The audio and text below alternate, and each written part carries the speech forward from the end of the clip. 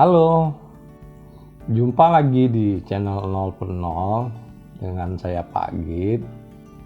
Kali ini dari awal Pak Git mau menyatakan kalau Pak Git bukanlah ahli agama ya. Jadi bahasan ini berdasarkan yang Pak Git tahu, tapi tentunya tidak membahas masalahnya. Tapi filosofi di balik peristiwa ini, yaitu peristiwa Isra Mi'raj.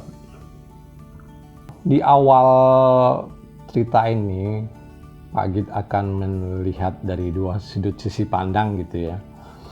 Jadi yang dikenal peristiwa Isra Mi'raj itu yang pertama ya, kita cerita yang pertama dulu ya, versi yang pertama, yaitu Nabi Muhammad ditemani Jibril dan ditemani oleh Buraq, yang prinsipnya Buraq ini adalah kendaraan yang sangat cepat yang digunakan Nabi Muhammad untuk menjalani Isra Mi'raj.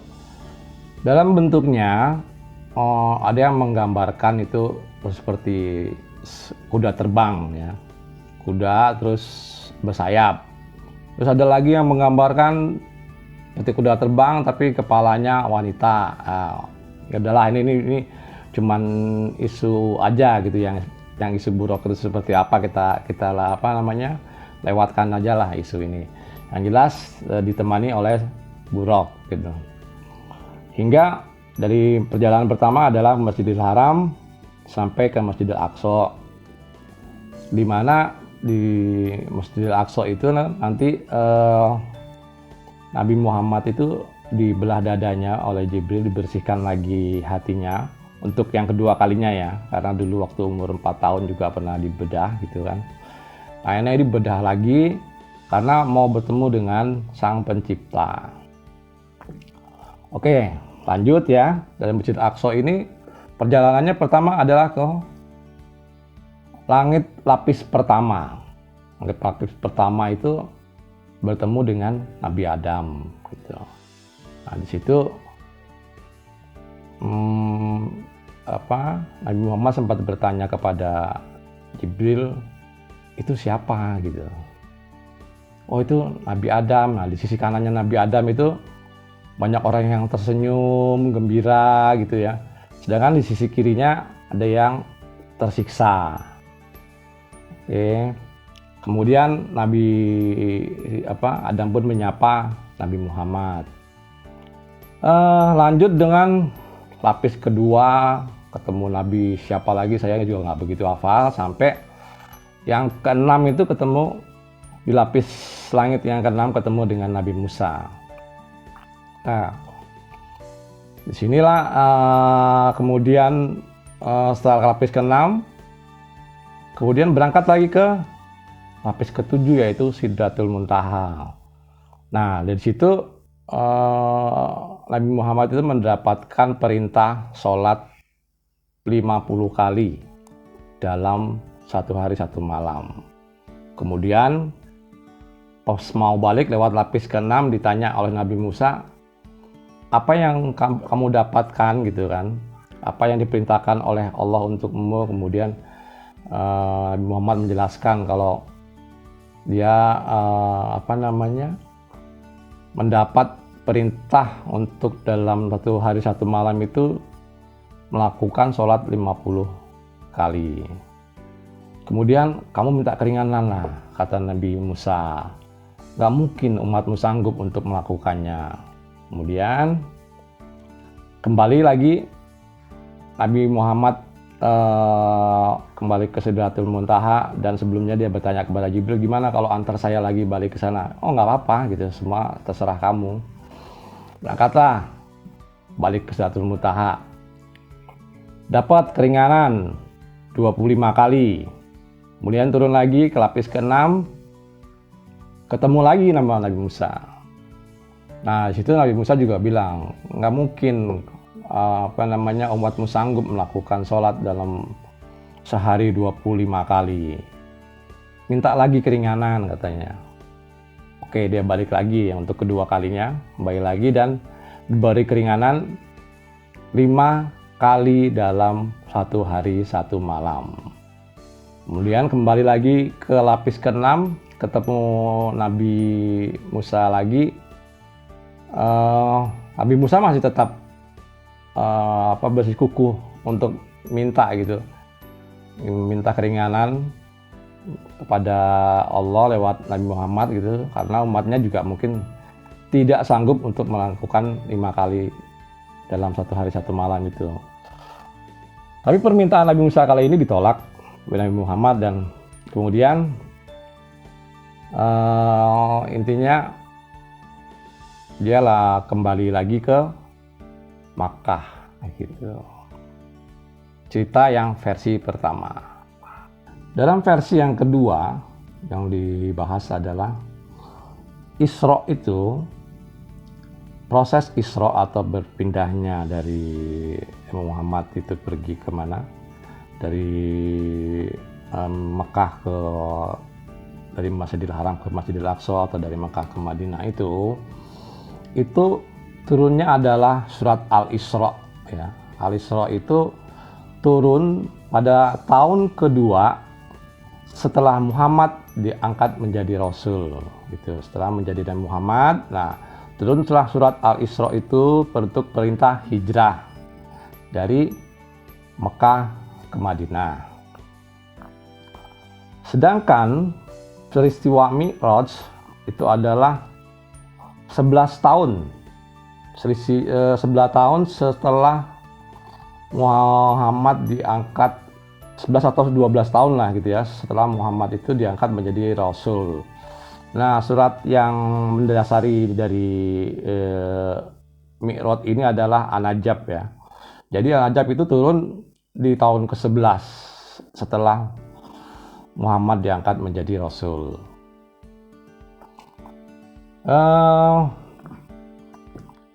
Yang kedua, banyak orang mempercayai kalau peristiwa Isra Mi'raj itu adalah sebuah mukjizat gitu ya.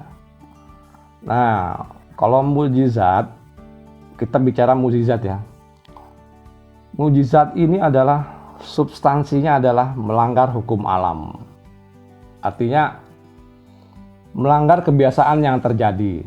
Seperti contoh realnya itu Nabi Musa membelah laut. Nah, itu mukjizat. Tapi kan ada eyewitness-nya gitu, atau ada saksi matanya. Kalau Nabi Musa membelah lautan itu, saksinya adalah umatnya dan rombongannya Fir'aun itu. Nah, sedangkan pada Nabi Muhammad ini kan nggak ada saksi mata satupun. Tak ada satupun yang menyaksikan, kalau kan nggak ada yang mengantar, tidak ada yang menyaksikan, nggak ada yang jemput. Nah, ceritanya itu hanya dari cerita satu sisi saja. Nah, dari kedua proses Isra Mi'raj itu, yang satu tadi lewat Buraq, sedangkan yang satu lagi adalah turunnya berdasarkan surat Al-Isra dan An-Najm, itu selisihnya 9 tahun gitu. Setelah, dan juga kalau tidak ada eyewitness juga gitu ya, atau saksi mata juga dalam peristiwa itu. Sementara kalau untuk saya ini diabaikan saja lah. Intinya kalau ini dua sisi ini diadu, akan terjadi nanti malah debat kusir yang akhirnya argumennya malah nggak karu-karuan gitu. Intinya gini aja, kalau buat saya pribadi, peristiwa Isra Mi'raj ini adalah peristiwa spiritualnya Nabi Muhammad gitu. Nah, kalau udah bicara spiritual kan udah beda gitu ya. Kalau tadi kita bilang melapisi lewat lapisan 7 langit gitu ya. Sedangkan di alam semesta ini kalau dilihat ya, misalnya di teropong pakai teropong bintang gitu, nggak ada lapisan langit ke-7 itu. Antar sampai antar galaksi itu nggak ada yang lapis langit ke-7 gitu. Nah, kalau udah bicara lapis langit ke-7 kan malah percaya dengan teorinya si Stephen Hawking gitu loh. Membran 4 dimensi yang di dalamnya adalah 5 dimensi. Jadi itu melewati dimensi gitu. Kalau menurut saya melewati beberapa dimensi, bukan melewati lapisan langit gitu.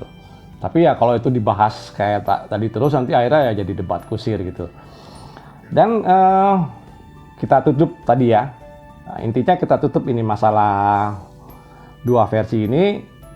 Kita lanjut ke filosofi Isra dan Mi'raj gitu. Nah, yang kita ambil dari filosofinya adalah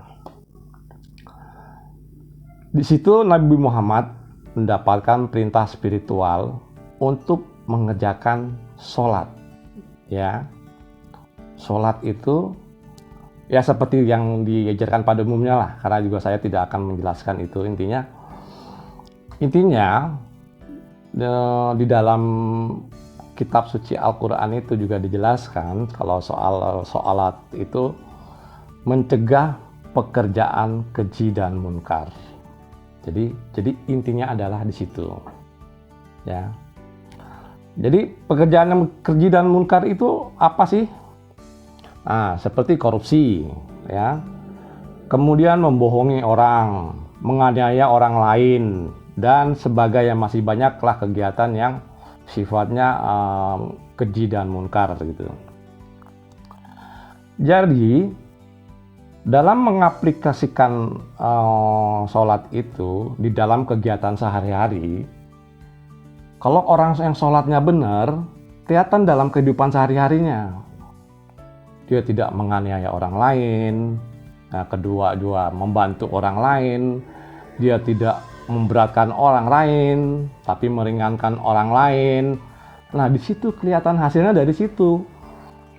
Bukan dari bentuk ritualnya. Karena sholat ini tuh nggak kelihatan. Sholat itu nggak kelihatan, karena yang sholat itu kan hatinya. Yang kelihatan tuh hanya gerakannya sholat.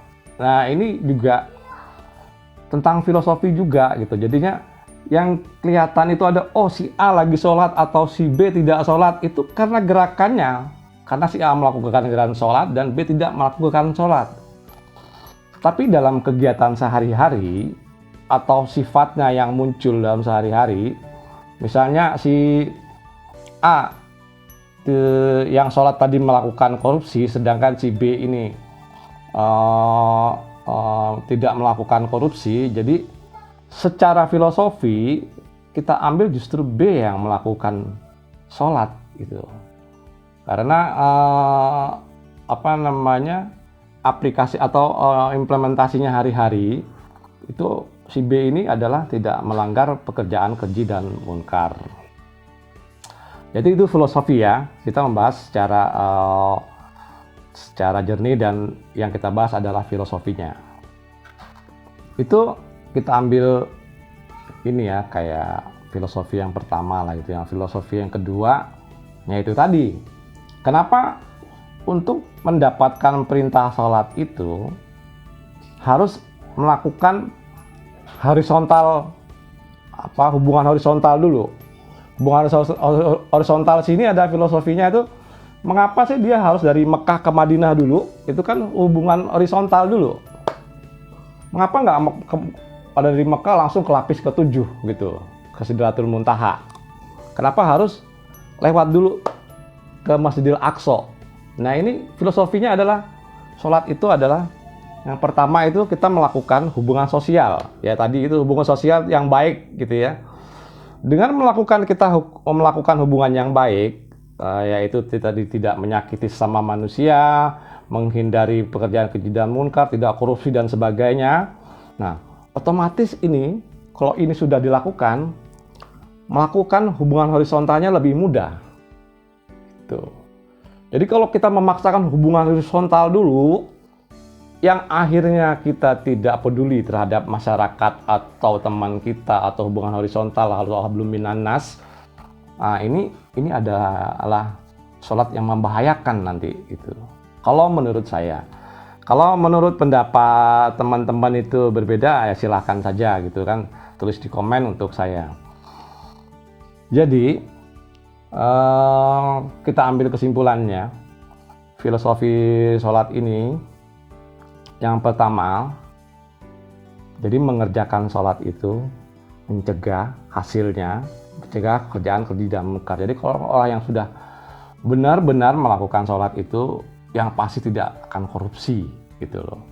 Ini mirip dengan cerita yang waktu saya ceritakan pada filosofi haji itu ya, gitu. Mirip banget ceritanya. Jadi ada si A yang mendahulukan memberi makan anak yatim tetangganya, timbang dia harus berangkat haji.